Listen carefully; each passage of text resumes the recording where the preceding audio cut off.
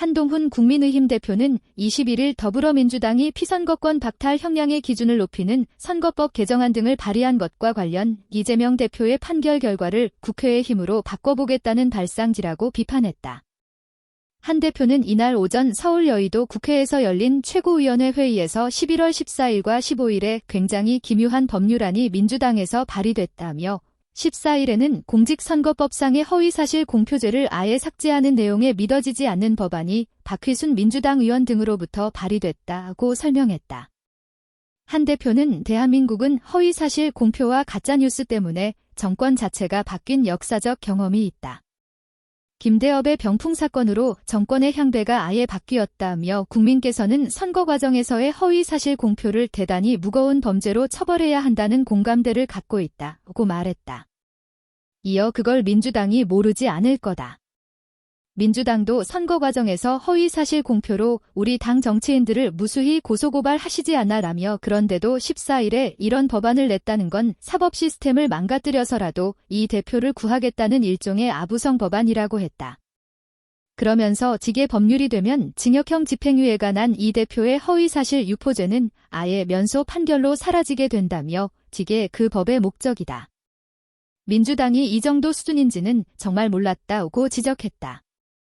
아울러 민주당은 기 대표 공직선거법 위반, 선고 당일인 15일에는 공직선거법상 피선거권을 박탈당하는 선고 형량 100만 원을 1000만 원으로 바꾸겠다는 법안을 발의했다며 고액의 벌금형이 선고될 수 있는데 그걸 아예 기준을 낮춰서 이 대표의 피선거권 박탈을 막아보겠다는 아부성 법률지라고 했다. 그는 이런 형식적인 범죄에는 시행 시기를 상당히 멀찍이 떨어뜨려 놓는 경우가 많은데 이 법은 공포 후 3개월 이후 시행지라며 3개월 내에는 아무리 재판, 강행 규정을 지킨다 해도 최종 대법원 판결이 나지 않는다.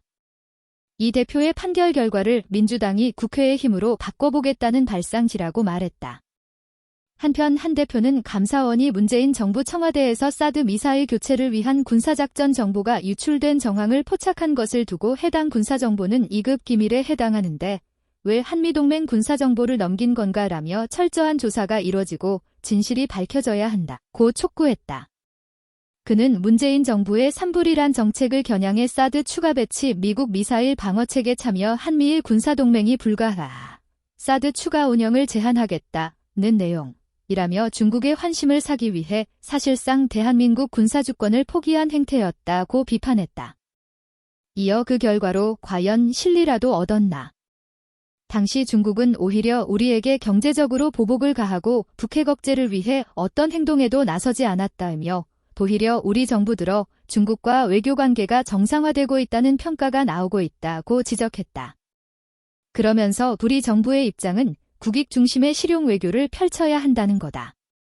국가로서 당당한 입장을 견지하는 것이 오히려 실용적 국익을 얻는 데 유리하고 그걸 저희는 실증하고 있다며 민주당도 정부가 국익 중심의 실용 외교를 펼칠 수 있게 협조해 주길 바란다고 당부했다.